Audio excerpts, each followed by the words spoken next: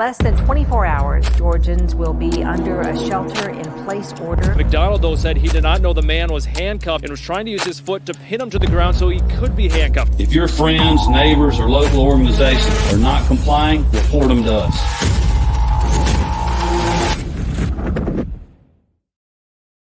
Howdy, y'all. Welcome to the Free Georgia podcast. My name is Jake Green. Thank y'all so much for joining me today. A little bit of house cleaning, whatever it is. I guess it's house cleaning. Housekeeping. That's what it is. Not house cleaning. Housekeeping. We are no longer able to stream on X until we get a premium account on there. So if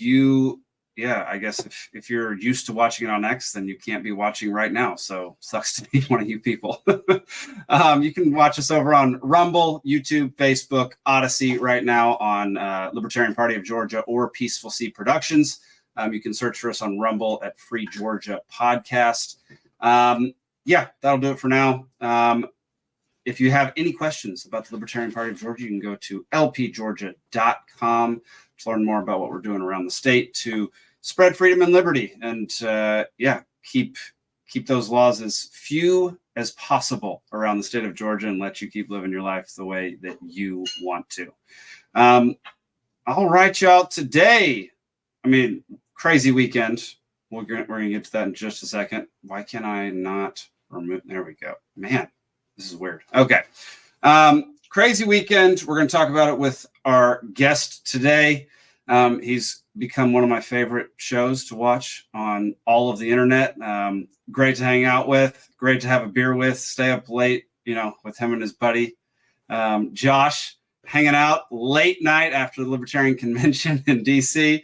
So please welcome to the show, Mr. Brad Binkley. Thank you. Thank you for the intro. And perhaps we'll have another late night in Nashville in a couple of weeks. Heck yeah. Yeah. For those who don't know, Bitcoin conference is coming up in Nashville. I'm going as well as Brad. We're going to shoot some videos and learn. Josh will be there as well. Josh will be there. Is he doing his Trump thing? I think we might do a little Trump stuff there. Well, yeah.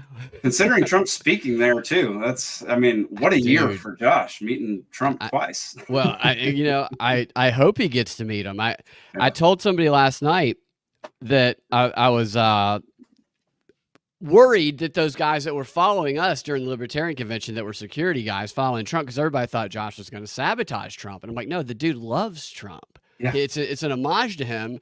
And somebody asked me last night, well, what do you think happened? I was like, maybe the security over there at Trump's rally the other day was focused too much on a Trump impersonator. I feel like they probably were. It's happened before. Yeah. Man, what a crazy... it's wild it's wild. And then again, it's not. The first thing I thought was, I can't believe this didn't happen like 5 years ago, 6 years ago. Yeah. It's shocking to me that there haven't been more attempts on Trump's life. And I'm sure there have been. They just got foiled long before this. But if anybody's out there living under a rock, Trump was shot at during one of his speeches, got hit in the ear. It also killed a civilian standing behind him, which we'll get to in just a second. But Brad, what was your initial reaction to what happened on Saturday? At first, I was just, holy shit. And I agree with you that it seems like it was kind of the next step in the story to happen. There's been people who've talked about it. You guys have probably talked about it on y'all's shows. I know I have, where it's if they're going to all these stops to prevent him, and we are to believe that they want to stop him, then eventually there's going to be an assassination attempt. Yeah. Now, is it possible they stirred somebody up and some lone gunman, crazy kid ended up doing it by himself? Absolutely not. I don't care what the FBI says. It's absolutely not possible. Yeah, that's fair. Yeah. No, go ahead. I was going to say, because I remember they were talking about, well, we don't know if it's an assassination attempt. I'm like, what were they? Somebody was trying to shoot a bug next to his ear? Or what do you think it was? But then they said, if it was determined to be an assassination attempt, the investigation has to be handed over to the FBI. And I'm like, I don't know if that's who you really want leading that investigation. And then 6 hours later, the FBI concludes that it was a lone gunman. Dude, so quickly that headline came out that the FBI has concluded their investigation into two gunmen. There's only been one.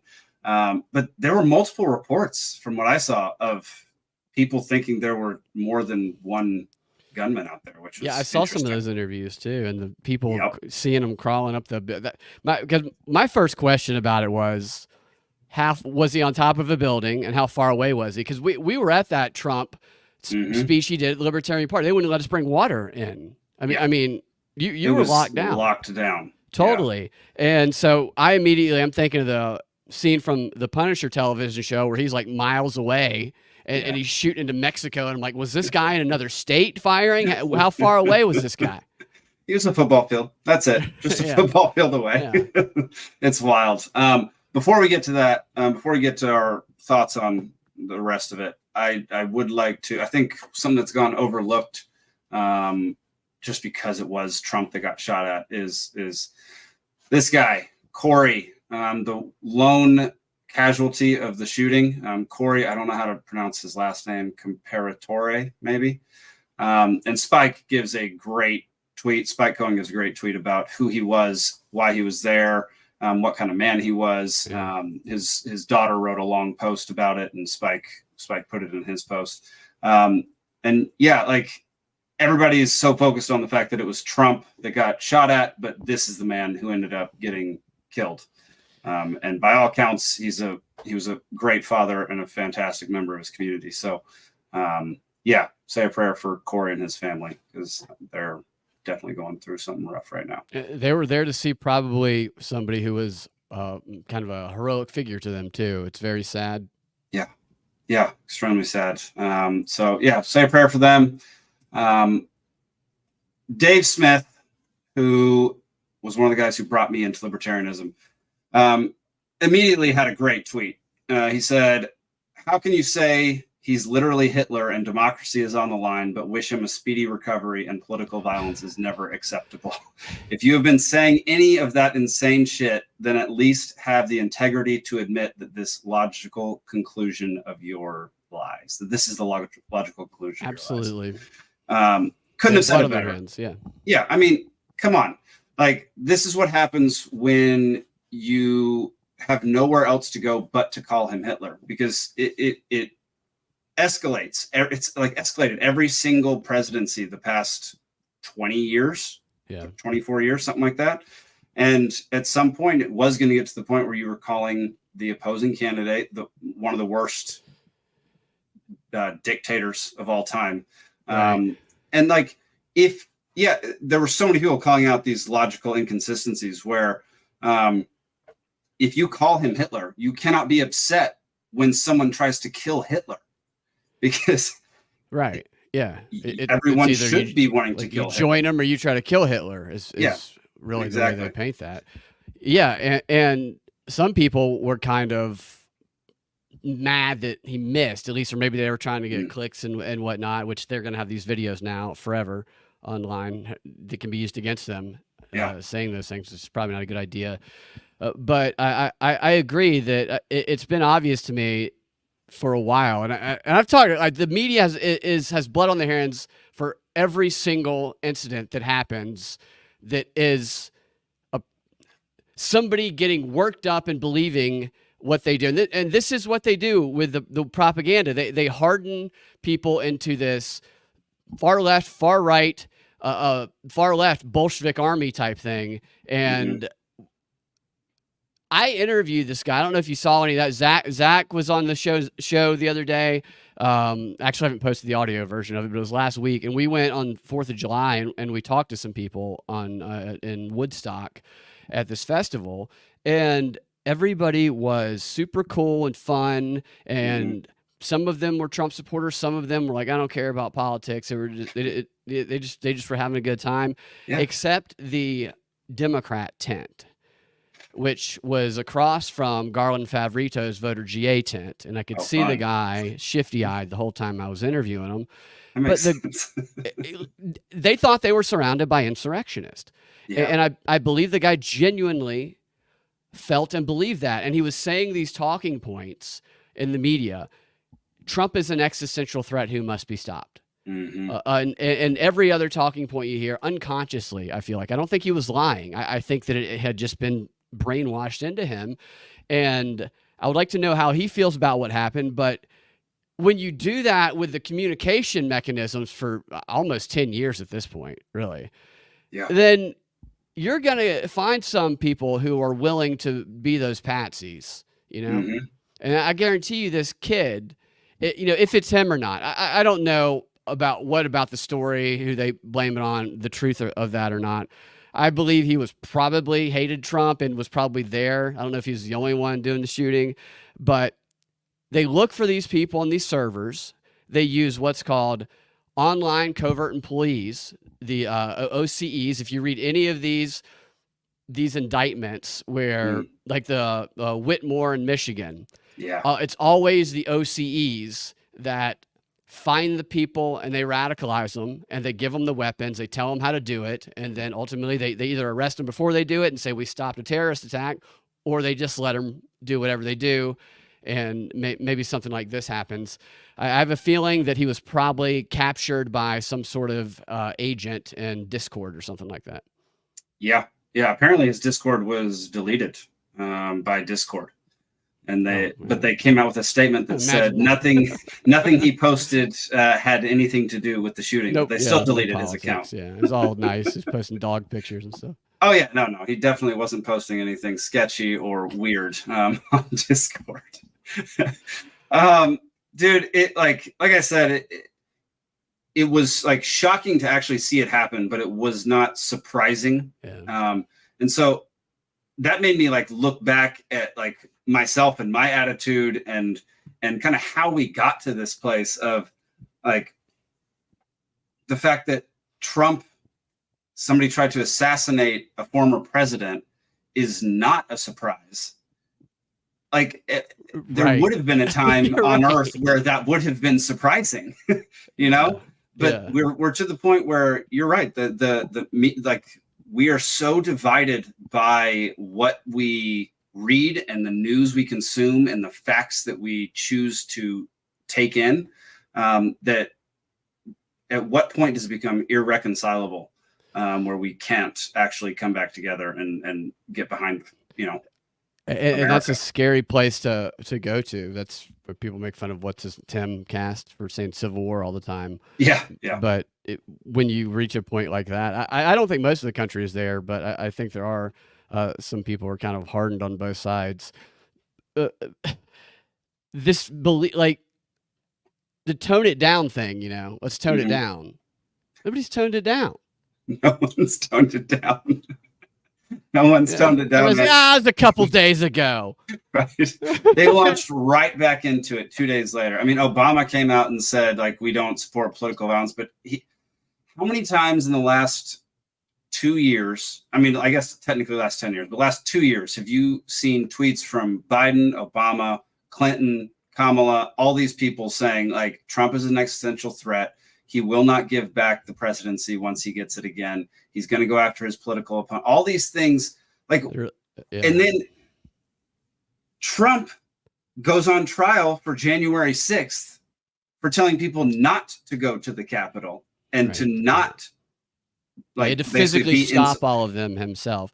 And if you saw Biden's address last night, he would throw in. He did a fantastic job. He nailed it. He only flubbed 6 or 7. I tell you what, nobody's working harder than those subtitles on those Joe Biden videos.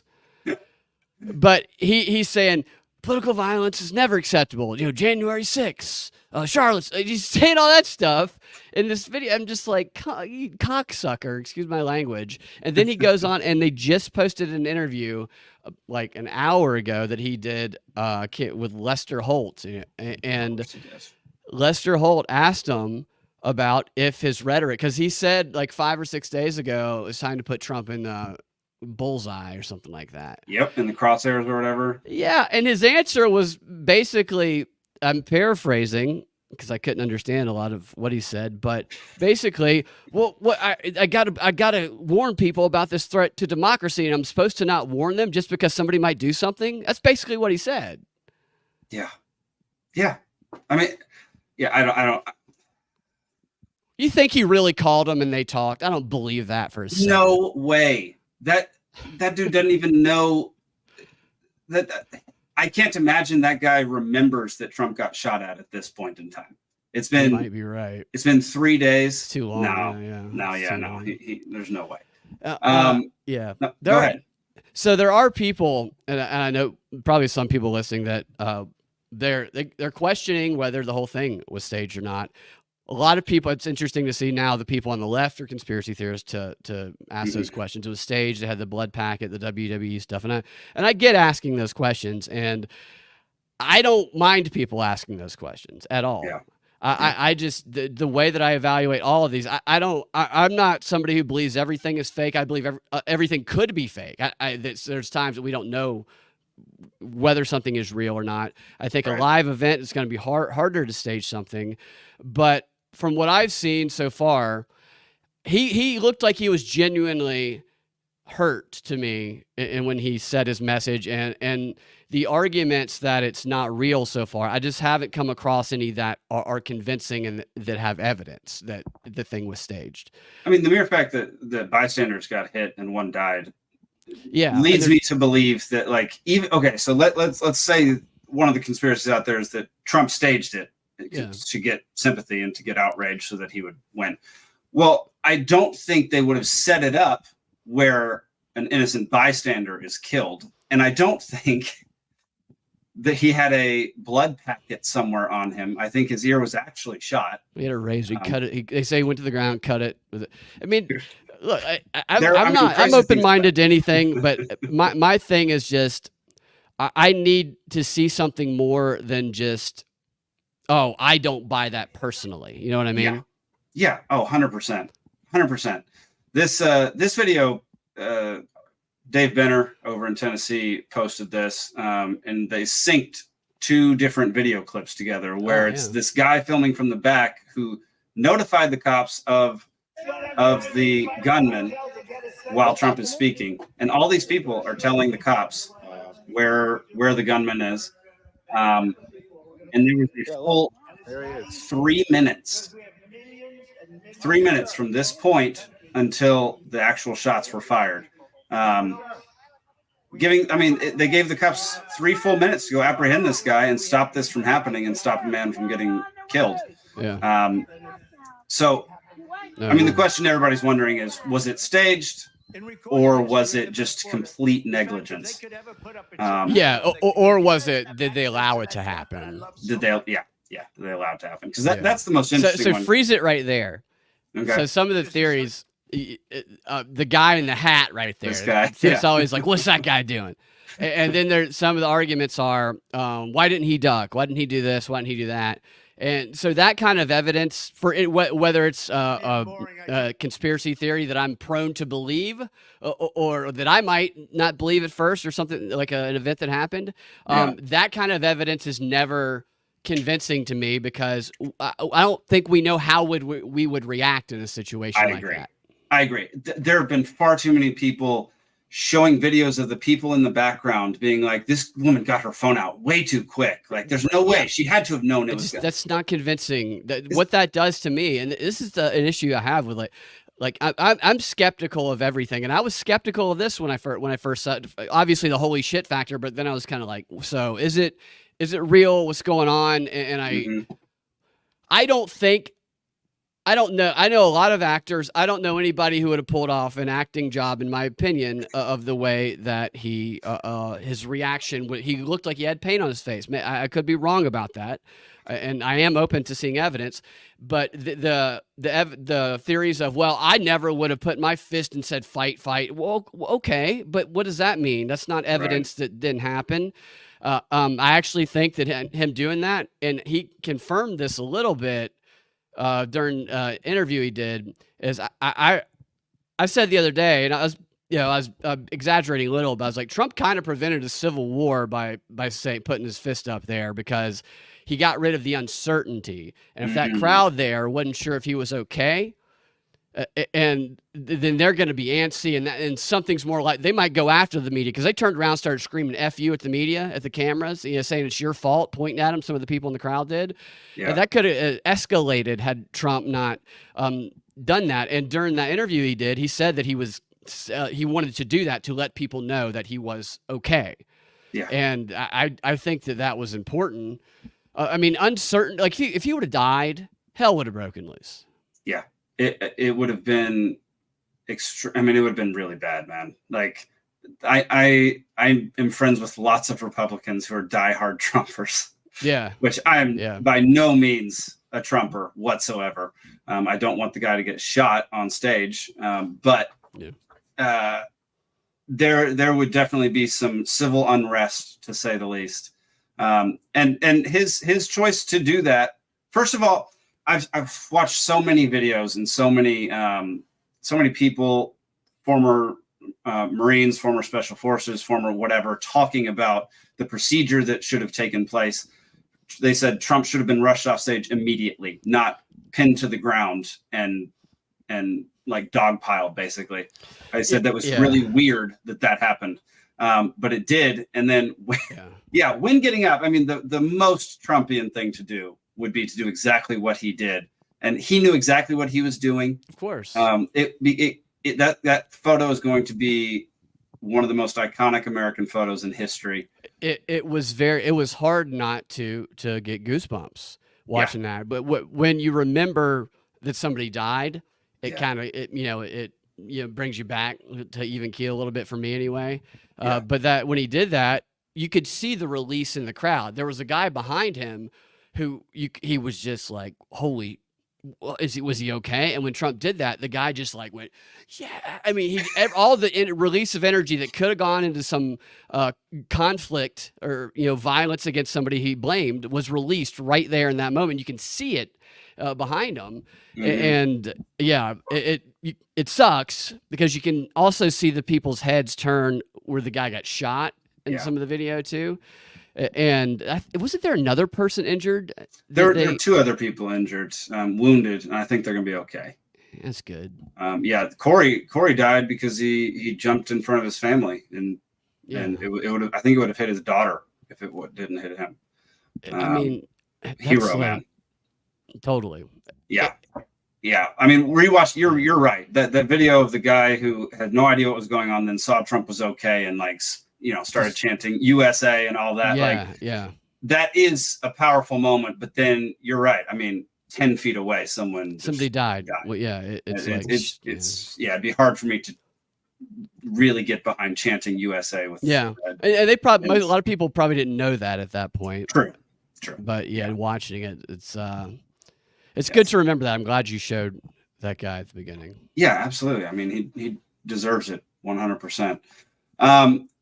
So can I say one more thing? Sorry, because you said something about, so they dogpiled on him and it took longer. It's interesting, the different reactions to that.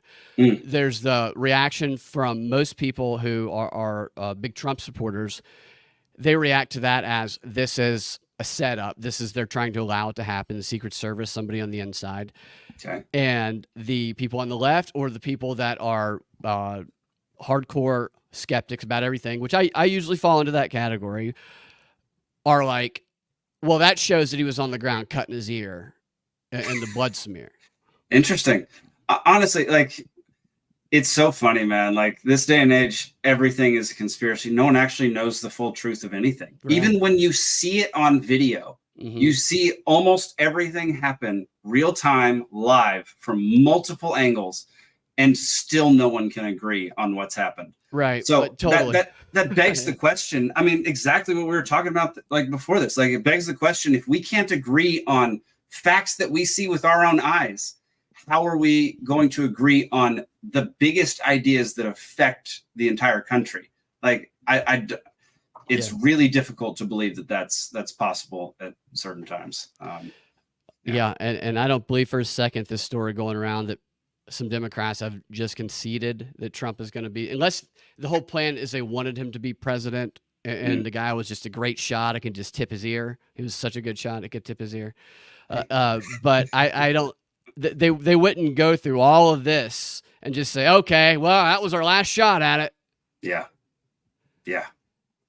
I don't know what they're going to do now, but the support behind Trump, it made me want to vote for Trump, and I hate the guy. Like, that is so difficult. Yeah. That's a hard thing to get me to do. I don't really like to jump in with the crowd, but man, like up until he chose his VP candidate today, I was about to say that. I might vote for Trump. I was about to say, I totally feel you. I'm the same way. I don't like I'm resistant to that. But when I saw all that, I'm like, oh man, they really tried to shoot him. I feel like anyway. But then, JD Vance, I'm like, okay, never mind. Dude, it makes me think, it's like, okay, maybe Trump has learned something since his first term. Then he chose JD Vance, and I'm like, okay, maybe. I mean, I don't think he's learned jack squat. Didn't JD Vance at one point call him American Hitler? He called him, yes, he called him American. It's like with this rhetoric about Hitler causing a shooting, and then the VP is a guy who called him Hitler. It's unbelievable. Crazy. It's unbelievable. And JD Vance, so he was a never Trumper who called him Hitler, and he also he was a CNN contributor. And in 2016, he voted for the former CIA agent, Evan, I can't remember his last name, that ran. He's from like Utah or something like that. Okay. So, yeah, for all we know, he took the shot, to be honest with you. Well, it was a wild day, man. And like today, picking his VP, you kind of saw it coming. It wasn't so much a secret the last week. I kind of assumed it was going to be Vance after he started appearing a lot in the news and doing interviews. But it just seems like a strange choice. He could have won over a large group of people after an assassination attempt and then picking his VP. He could have won the Libertarian vote with that. Yeah. And he failed miserably because I don't get it. I don't care for JD Vance as a Libertarian. Like that dude is not Libertarian whatsoever. He's got very few values that align with what I believe. He's like a gnome. He's like 4'3". Is he really that? He's like 5'6" or 7 or something. Maybe that's maybe they're like, they can't kill him. There's never been a president over 6 feet tall. They'll never kill me now. I've got. Oh, you think that's his insurance policy? Is the height difference? Yeah. That's what he's thinking. And that is another thing. Like he could have chosen somebody who the left would have hated more, so that they don't want to impeach him or kill him or whatever it is. Yeah. And like. Pence obviously fit that bill. No, nobody on the left wanted Pence in there. Yeah. But like JD Vance doesn't. He's like he wants this war in Israel. I'm pretty sure that he's somewhat supported. Is he somewhat supported the war in Ukraine? They said he was against the Ukraine funding. That's what CNN was they praised him a lot because he used to work there. Of course. But then they said, one of the conflicts there might be in the Republican Party is that he's against the Ukraine aid, which I agree with that position. I don't know if it's true.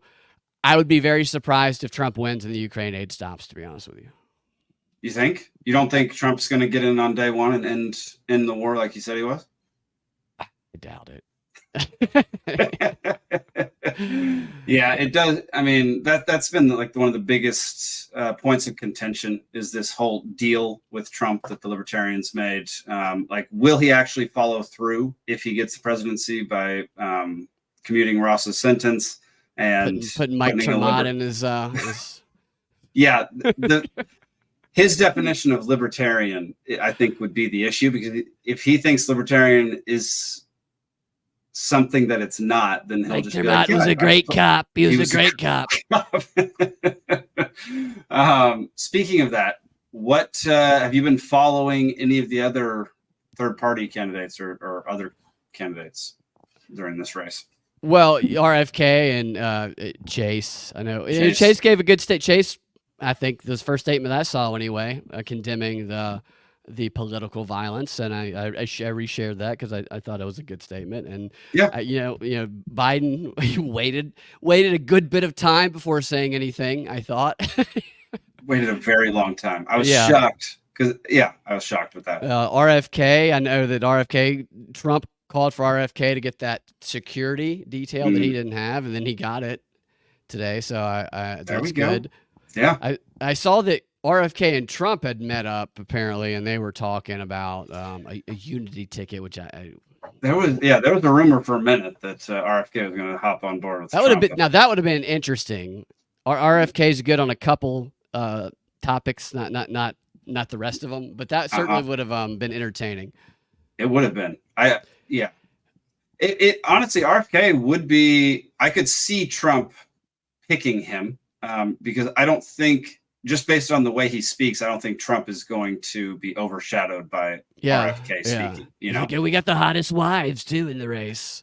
I also thought, what do you think the odds are? Because this is what my wife and I were talking about last night. Look, Trump had a near-death experience. Like 1 to 2 inches would have killed him. Like he'd be dead right now. So a normal person would be greatly affected by that and start rethinking things, become very introspective, look back on their life and figure out how to move forward as a better person. Do you think we're going to see signs of that from Trump, or do you think we're going to see the same old Trump? I think we'll probably see some signs of it. He said he changed what his speech is going to be. We'll see what that means at the RNC. He said he had, he had probably what was going to be just making fun of everybody's speech, but he changed it to be more unifying, and maybe it will. I think time will tell on that. He seems, whatever you think about Trump. I didn't vote for Trump. I didn't vote for either one of them, and I won't vote for I don't vote in the presidential race. I think I'm a get out the don't vote person. I think they validate the system. If nobody votes, and their system has no power over us, but I know that's not reasonable. But Trump's supporters, they did this survey, and it was 75% in this survey. I know you can take this with a grain of salt. Of Biden supporters were voting not for Biden, but against Trump with just pure hate motivation, versus Trump supporters. You flip it. 75% of them were voting for Trump. So pure aspirational type thing. And Trump's messages, despite what, people who wouldn't know this, who watch CNN, if they've never seen one of his speeches, actually are kind of, you can do it. It is a message that makes the people who are listening to him feel capable and feel optimistic about things. Whereas Biden's message is, we need to do everything for you. And this guy's the Nazi type. And so that message, I think, that Trump instills in people is one that they probably do want to destroy a little bit. They don't want people feeling like they are capable, because then they won't depend on the system that we have, and maybe people start doing what you do and go build houses and all kind of stuff, be entrepreneurs and whatnot, and say, well, we didn't realize we didn't need the government, and also think that hate motivation is far more likely to lead to violence than the aspirational. Yeah. I mean, didn't Yoda say exactly that? Yeah. I don't know. I haven't seen Star Wars, but you what? I've watched a little bit of Star Wars. I haven't seen the whole movies. Wow. I'm a no, he said anger leads to hate. Hate leads to what is it? I can't remember now. I can't remember. But hate leads to suffering or something like that. Yeah. I appreciate that. I like Yoda. I think people like Yoda, so it's a compliment. People love Yoda. I mean, people love the baby Yoda more than I know. Yoda. I had a question for you, and now it slipped my mind. You're talking about the third-party candidates. Yeah. So here in Georgia, our ballot access is in jeopardy. Okay. If we don't get at least 1% of the vote for president, we no longer are able to get on statewide ballots. So we couldn't run for governor, secretary of state, any Senate, anything like that. So what do you mean if you only get 1%? win in this coming election? Yeah, if Chase does not garner 1% or more during this coming election in Georgia, then we lose all ballot access for all statewide races.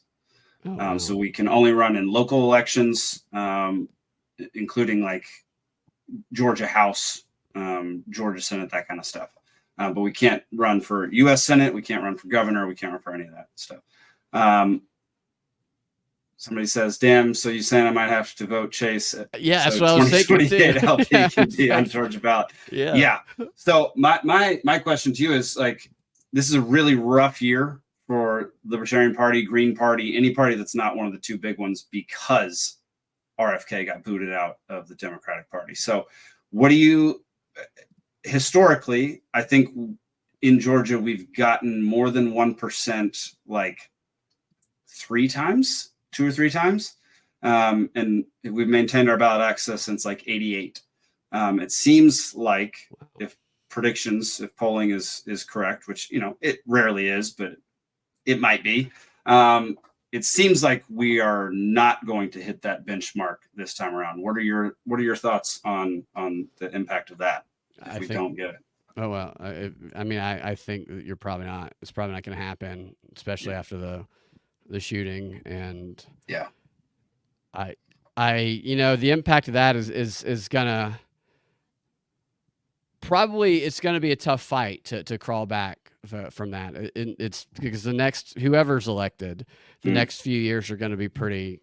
A lot of people think this is maybe the end of this kind of conflict narrative. I don't. I think it's the beginning of this election, and I think it probably will only get a little bit crazier. And the crazier it gets, the more people get divided into two camps, and which makes it harder for those in the third and fourth parties, especially when it's the whole, this is an existential threat, and the other side maybe the right didn't believe that, but then they see Trump with his ear bloodied, and now all of a sudden it might feel like an existential threat to them, and you see these libertarians are definitely going to go Trump. I guess JD Vance is your best hope, really, for bringing the party back up. It's tough because Trump came to the Libertarian convention, and he made a couple of promises, and that's good if he does put somebody in in his cabinet. Maybe that would help you guys moving forward. But I feel like, I'm not a member of the Libertarian Party. I'm Libertarian little L, I think is what I learned. There we go. Yeah, you're a little libertarian. Yeah, I learned a lot watching at the convention, and it's just it's so divided. It felt like it just feels like progressives who carry it versus Trump supporters who hate war, and it's a lot of people who I almost can't live under the same umbrella. Is there a way to find a common ground? I don't know. I think a challenge with Libertarian Party is because there is such divide there. There are going to be people who try to come in and co-opt it and bring it underneath something. What do you think? I mean, you're in the party and you're active. Yeah. So Zach makes a very good point. Zach says it's actually more like 2% of the vote because it's 1% of all registered voters.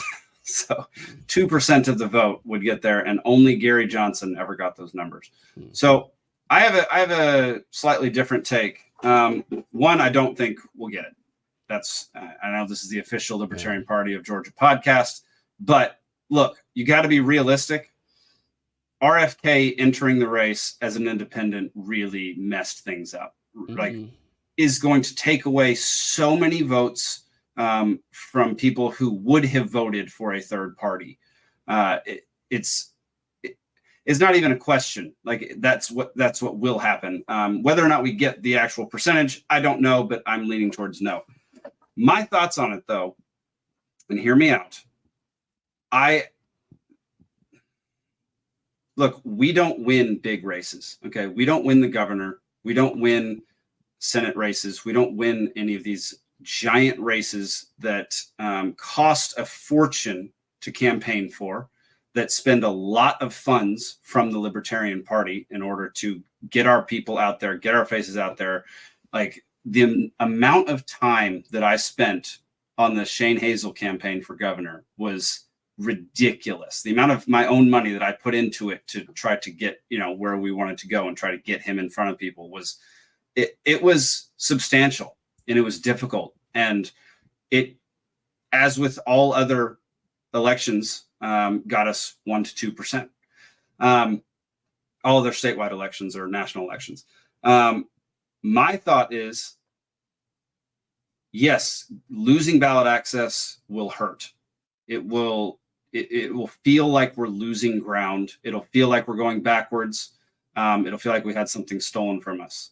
However, if you look at the silver lining is we now have all of the money we were bringing in before, or that we were willing to spend on candidates, can now be spent at local levels, actually affecting change for people in their local precincts, local cities, local towns, which is what we're all about anyway. We're about decentralizing things and getting the power back in the hands of the people, getting libertarians and anarchists and minarchists elected to sheriff positions, city council, mayor, spending our time and energy doing that rather than focusing on these enormous races where most of the time it is a waste of time.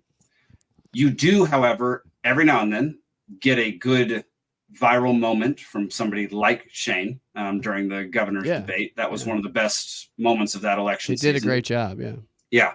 But that's so few and far between. Like there's so many libertarians out there debating in big races and trying to get those moments that don't get those moments. And I think the return on investment is very low for running in these giant races and spending a lot of cash doing it. Because the media is going to come together, the left and right. They pretend to disagree on everything except how much they hate libertarians, and they'll come together and suppress you guys. That's a great point. Yeah. It'll be, I like that. That sounds similar to some of Forest Mommy's positions is get out there and go local and affect what you can that's in front of you and run for office. And it's the only reason people put so much significance on the national stuff is because it's what they're surrounded by in the media all the time, when it's like watching Game of Thrones. But if you want to have an impact, go fight local. I like that. And I think that is where, once you start going to stuff like that, I know you guys have done it a lot. I've done it a little bit, but it's fascinating that you can actually get in there and ask questions and challenge things, and you can win and you can affect change, because it's not like it's not the national thing where there's these gatekeepers. It's actually surprising. You'll go into one of these state public forums that you see, and it's just like, this is a shit show. They don't know what the fuck they're doing around here. And like, wow, I could actually come in and it's like an HOA, but just a little bit bigger is really what it is. Anybody can get elected, but that's also why they send the George Soros people in there to try and co-opt it. So you need good people who have the right ideas going in and running, because it's there for the taking. Absolutely. No, like that's the thing. That's why when Shane was running, he was actively working in his local community to get laws nullified, and was able to do so. He got he succeeded on many occasions to get things through, and he got one of the mayors of the nearby town to actually talk with all the mayors around Georgia about nullifying laws that they thought were unconstitutional and harmed the people. That's a fantastic way to do things. And I think it's far better than spending our time. And he just did it. Yeah, he just did it. That's the easy part. Like, forget who says it, but if you can reach out and touch, physically touch the person who's making decisions in your area, that's the person that you want to be going at, that you want to be trying to convince. You can go talk to them. They're people. They're in your neighborhood. They can't avoid you forever if they, you can't do that with these national things. But it's this apathy or entropy as well, where you can sit on the couch and just watch the stuff and complain on the internet, which I do a lot. But like getting up, and I think it's far more impactful to get up and go do what Shane did and what you guys do than it is to get up and go vote in a national election. Yeah. Go up and say, look, hey, I'm here.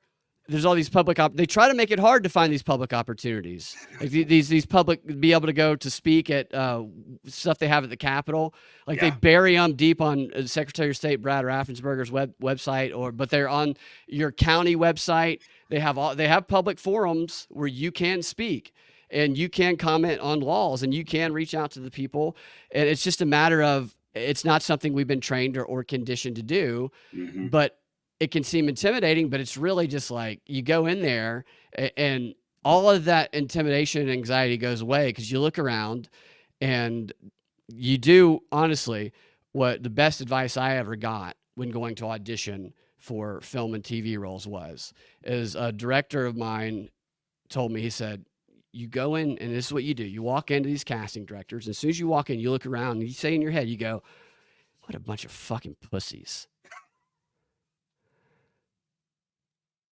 And then you say they need me. So because you have that, and you do the same thing. Yeah, you don't say it to them obviously, but this idea that they're any above you at all, they're not. Like most of them are retarded. Honestly, when you listen to them, seriously, it's just so the people who get elected are so dumb in some locales. Oh, that's true. That it's almost, you go in, you'd be like, holy shit. It'll be easy. It's fun. I think people might fear the attention they get, the negative media attention. But at this point, that's good. Seriously. And it's so small. Like, who out there actually knows who their city councilmen are? Like, almost no one. So it's not like they're getting that much attention. You get attention during the election for 2 seconds, and then that's it. Yeah. And it is, I would encourage everybody out there, just most of your local towns will stream it or have a recording of a city council meeting on their website. Right. Go watch one session and you'll be like, oh my gosh, I could take this whole thing over. They're all so stupid. Yeah. Just watch one of them. It's so painful. And they're so bad at public speaking. And they all have a podcast that gets like 6 listens. Yeah, it's true. I can't really say much because one of my podcasts gets like 6 listens. Well, that's where you start, but you're doing a whole bunch of them, and it's just like their audio, they're echoing in the background, and it's just. Zach says, the one time I went to speak for Defend the Guard, one of the senators got her wheelchair scooter thing stuck in the doorway. That definitely cut the tension for me. Yeah, that's the person making the laws. That's so good. Blah, blah, blah had a question earlier. So if Chase doesn't get the numbers, what happens? Is it back to door-to-door signatures or something else? So yes, it'll be back to door-to-door signatures. The thing is, so the whole reason we lost, we're going to lose, likely to lose ballot access, is because they suspended the Public Service Commissioner elections twice, 2 years in a row. So we were supposed to have one in 2022. We were supposed to have one this year. They removed them. We're no longer electing a PSC because there was a lawsuit brought against them, threatened against them, saying that the way the PSC was elected is racist. And so they can't agree on the proper way to hold an election for the PSC. This is the Libertarian Party specifically, or no? It's a group of random people. It's a group of, I think it was a group of like 6 black folks who said that it was a racist thing, the way we elect the PSC. And that was generally how we got our ballot access, because it's a statewide race and we have gotten upwards of 34% of that vote. And so that's generally how we maintained our ballot access. But then they suspended it for 2 consecutive sessions, which to me stinks. To me, tell me how that vote works. Yeah, the PSC is a little different. So it's a statewide race, but you vote as a locality. It's really strange way to do it. I don't know all of the ins and outs of it, but it is strange. Grumpy says that voting is racist, which he may have a point. Obviously. And yes, this is what I was thinking. It sounds intentional. It sounds like a good way to screw over third parties from keeping their ballot. It sounds like Stacey Abrams' fair fight sending some of her activists to go. There we go. Yeah. And so that is generally how we've maintained our ballot access, which is we do really well in that race every single time. And so it for the past 24 years we've kept not 24 years. Goodness gracious, I'm old. 32 years. Oh my gosh. Past 32 years we've kept our ballot access because of that. And yeah, it did kind of feel like it was a little intentional, especially since it happened twice in a row. Mm-hmm. And it's such a unique. I didn't know anything about that. Most people probably never heard of that. Yeah, no, absolutely not. I had never heard of it until we started voting on who we wanted our candidate to be. So they have these activists. They have Indivisible in every precinct in the country. They say they move their pink-haired nose ring girls, 50-year-old women, and these lesbians and the gay guys that they're living with. They go and they take over. Or Stacey Abrams picks up drunk people from bars and offers them something in exchange to go and they'll drop them off there. So they find these like loopholes. It's just like exploiting the tax code. It's just like exploiting the law, where they have the resources to know what can cripple those who will oppose them, and they set up a situation that they can go win that most people don't even know that they can come compete in. Yeah, man. There's so many crooked things that happen, and no one pays enough attention. This is another thing about like nationwide elections and these massive elections, that they want you to pay attention to these, and they want to get you at each other's throats. Whereas honestly, like the things that are decided at the national level don't affect you as much at all compared to the things that are voted on in your local level. Like I can't build a 6-foot fence in my backyard because my dumb city council decided that you have to have a permit for that. And then they reject just a massive amount of permits. Anything above 4 feet, you have to get a permit for. Like, those are the kinds of, like, that is, we've had this massive vote, but they're trying to regulate Airbnbs here in DeKalb County now. And so it's wild, man. It's wild. I sit on these phone calls with these people, or these like Zoom meetings that they have to inform the public of the regulations that they're proposing. And they know nothing. They don't answer any of the questions that we pose to them. They're trying to basically make it to where you have to have a business license, an additional 8% tax in order to have an Airbnb in the county of DeKalb. So who proposed that? Do you know? It was somebody behind the scenes who got a lot of complaints about party houses. Okay, so they probably made or used something they heard about as that's so interesting.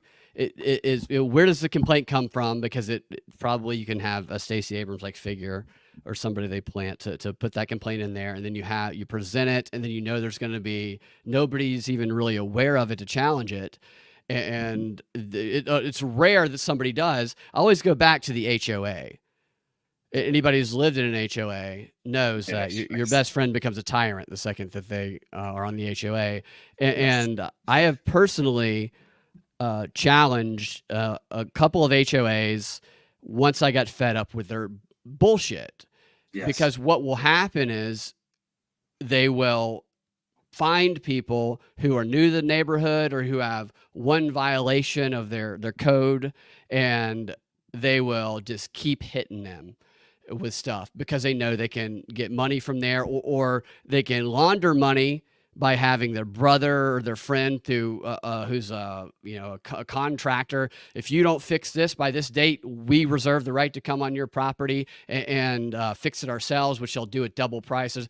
They funnel millions of dollars all over the country. There's these people who get arrested who have worked on the HOA because they're just not as good of crooks as the ones are who get in politics at the national level. But what you guys do at these legislations, so because I had a personal stake in it a couple of times, I was like, all right, fuck it. I don't want to do this, but I am going to read the entire code, all of it. But I mean, the last time I did it in my parents' old neighborhood, I almost had it memorized going in. Because this was my second time doing it, so I was very prepared. And so I'm like, so where are the levers of power here? It's on the HOA board. It's the people who are making these decisions and patting each other on the back. Where are their houses? Okay, here are their houses, found their houses. Everybody's in violation of something. Most people just don't even know what any of the violations are because they've never read the thing. And I think the same thing goes with local law. People don't know what these loopholes and these tricks that they can do are. And so I that's why I memorized that thing and I took it to them and I spent 2 months before I knew when the annual meeting was, and I documented every single violation that everybody on the HOA had committed, because they all had committed violations, because they messed with me and my sister while we were going back and forth trying to take care of my parents' house after they died, despite my parents being like pillars of that neighborhood, like the best people. And I was like, all right, you fucked with us and you pissed me off. And so I went to the HOA meeting and I took them apart, and they didn't mess with us again.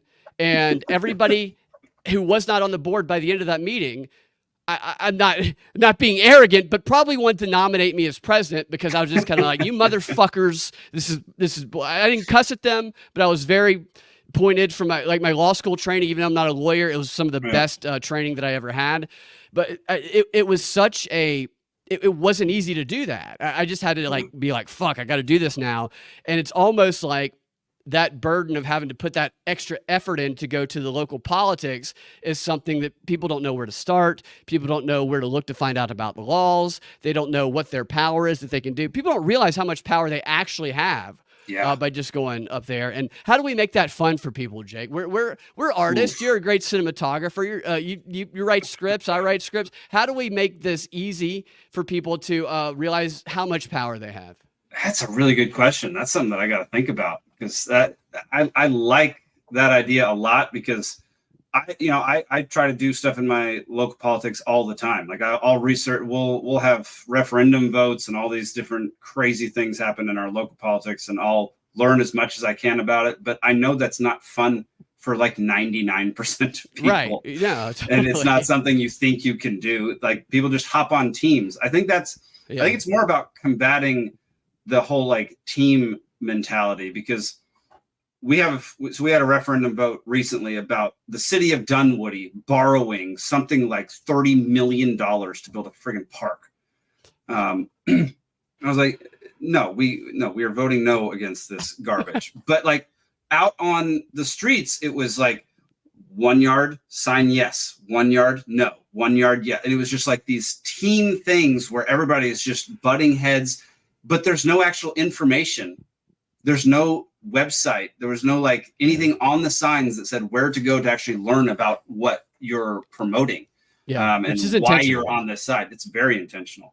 And so, that's an interesting thought of how to get people to understand that they actually have power over their local politics. Because it actually does feel good when you recognize that.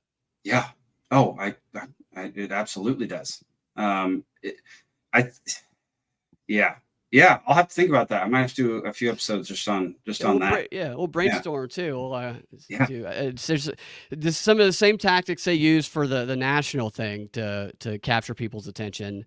It's instead of capturing people's attention to divide and conquer them, is capturing them to empower them, and it's not as hard as you think.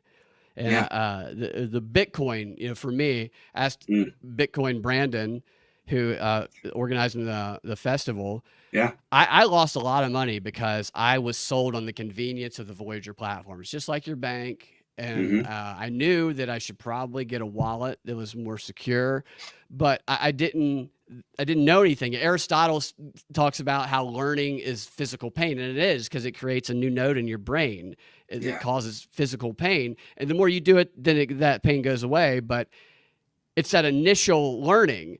And I asked myself, I was like, so how long would it have taken me just to learn how to get all that crypto off of Voyager so I wouldn't have lost like a lot of money when they went bankrupt? He was like 5 minutes. I was like, fuck. That's exactly right, man. That's exactly right. It's so, yeah, for those out there who don't know, my wife and I are building a house in Montana. We're physically building it ourselves. So so cool. From beginning to end, we've built everything so far. And there are so many people out there who find it like outrageous and unreal. And like, how are you possibly doing that? Where it's literally just me getting on YouTube. I had a little bit of carpentry skills before this, just based on my dad and my granddad. But like, you get on YouTube, you talk to some local contractors, you can learn anything you want to know about building. I bought one book about how to build a house beginning to end, massive, thick old book. And I just go through it one step at a time. I think people get lost in the weeds of, or lost in seeing the entire picture of something rather than just focusing on step one. You know, I think people get super intimidated by being like, okay, well, I can't run for city council. Well, you don't have to run for city council. How about you just do the first thing? Just go listen to a meeting and see if something comes up that makes you angry or is you're passionate about, that you want to help promote, that, you know, start there and then see what happens. You don't have to have the entire plan ahead of time. What can you substitute it for? So what instead of an hour watching CNN or Fox or whatever, an hour down there where you can be involved and just your goal is just bullshit, whatever.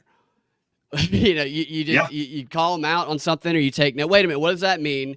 Because these people don't get challenged like hardly ever. That's one thing that was interesting about this Democrat that I talked to on 4th of July is he was like, well, Trump's an existential threat. And my first question was, what does that mean? It's just a talking point. That's right. Yeah, no real answer for it. And we don't.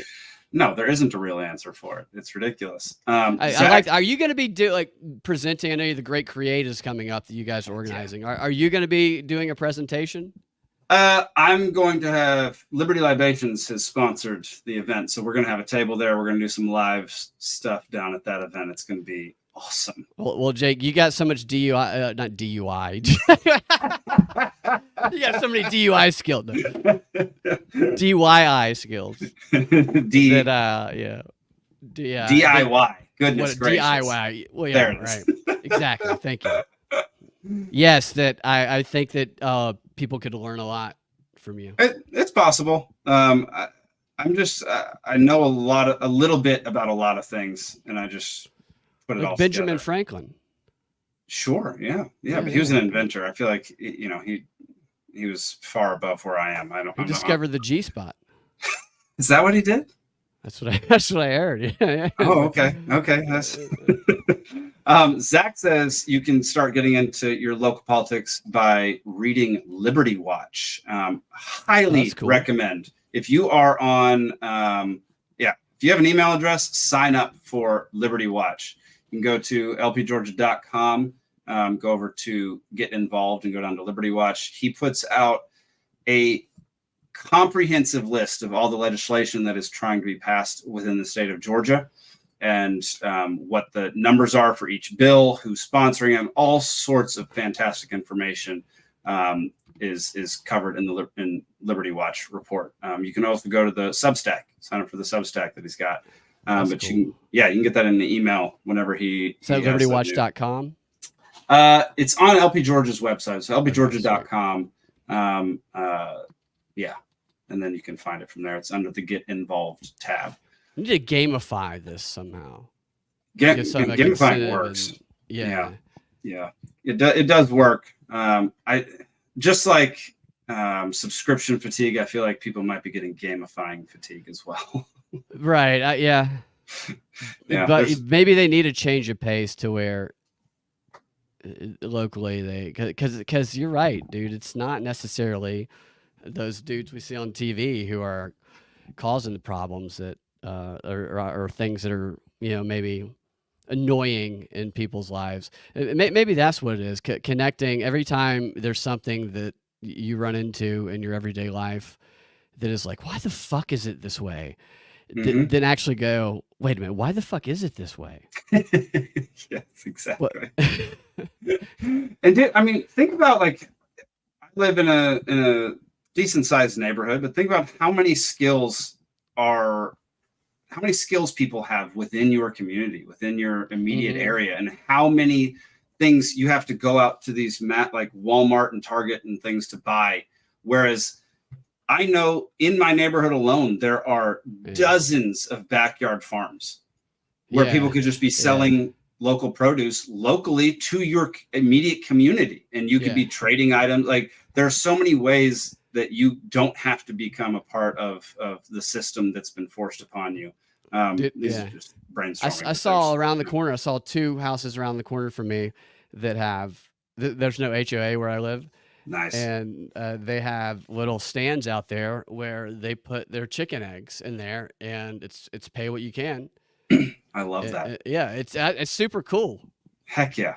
Yeah. What I really want to do is build a little community area in my front yard. We live in a cul-de-sac, and there's this spot in our yard that's perfect to just build out a little community area where we come in and we bring in people and have workshops, you know, that's mushroom foraging and you know, basic carpentry and you know, all these different things. That's something that I would love to do. Dude.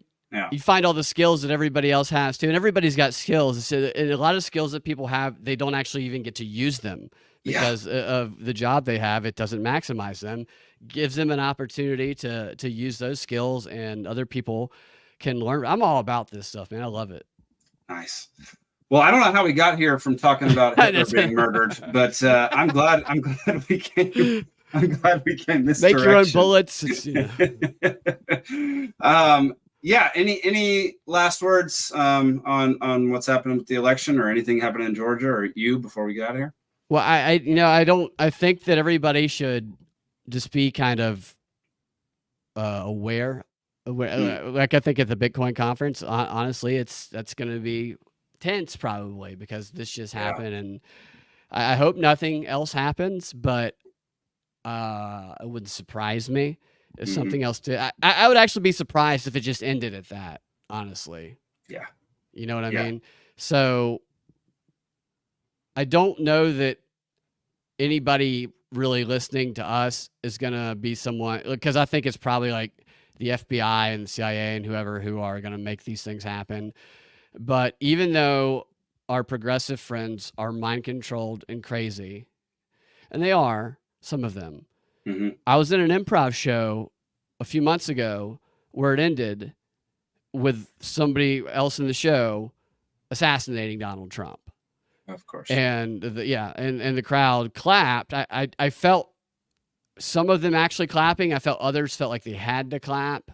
But even that person, they're not our enemies, you know. It's a brainwashing thing going on, and it's a problem with staying focused and connected to the national media all the time instead of the local things. It's crazy because this person who did that actually is as enthusiastic about opposing Cop City as Chase Oliver, the Libertarian, was. And I told him, I said, you know, the Chase Oliver, the Libertarian, because he thinks Libertarian are Christian white nationalists. I'm like, you kind of like a Libertarian on this issue, dude. And he was a little offended by it. I'm like, I'm just telling you, you know. Interesting. Yeah. And so I just, you know, don't let the psyop that makes you hate people. It just approach people with love. And I wanted to mock this guy I was interviewing the other day. I tried to have fun with him, but he was not fun at all. But still, like, I could tell that he had been, honestly, I felt like he was like, I was like, oh God, man, I feel like I need to help this person. Just not in a mean way, but like don't tell me your son's a fact checker and think that that's going to make me go, oh, right, you must be right about what you're saying. Then no, you say that to me and it makes me think that you're captured and I worry about you. Yeah. You know, like Yeah. I have a friend that I actually worry that I've told some other buddies, I'm like, I think this guy, I think that he could actually be coerced into doing something violent because he's gotten so kind of out of control on social media anyway. I don't know about in real life, but yeah, I agree with the sentiment wholeheartedly. Like the people, the common person out there is not your enemy. It's the people in the media and the people in the government in the state, especially the national and statewide offices. They're fucking lowlifes is what they are. Yeah, they like power. They like to wield it. They're very selfish. They're very narcissistic most of the time. And trusting them with your life and regulation over you is a huge mistake. And allowing them to tell you to hate other people who are just like you, who just might have a slightly different opinion at times, is crazy. And very unfortunate. So yeah, absolutely. Definitely don't spread hate. Don't hate other people. There's no reason to. They're not actually hurting you. Anybody can be convinced of things. You've done terrible things. I've done terrible things. Everybody has done bad things to everybody. Right. So, yeah. The way the media does it, that now that they bring up the one thing so-and-so did. And it's just like, well, who it doesn't have something that they wouldn't do now that they've gotten a little older and wiser. But it's just like, they want to demoralize people. They want to make people fight with each other, and they don't actually have your best interests at heart. They can't. I mean, they can't. They don't. It's impossible to at a national level, at a global level, to say I'm going to take care of everybody. You can't actually do that. Yeah. But at the local level, like you talked about, you can. And the best way is get out of like. We both do podcasts and stuff, so I this might not be in our best interest, but I'm like, get off the fucking internet. Go like it is a little different when you talk to people, and I don't mean to belabor the point, but I have had instances where I've seen people who I thought were totally radicalized, and then I see them in person, and I'm like, God, dude, you're not as crazy as you seem online. And he's like, you're not a white nationalist. I'm like, I've never been a white nationalist. It's the media, so like that back and forth is like a manifestation of this conflict. They tell both sides these things that create these. It's the action is in the reaction, the Saul Alinsky principle there. And it's the reactions that cause the manifestation, at least in the minds of those who did the first action, that they are the thing that the evil they were told by their controllers they are, if that makes any sense at all.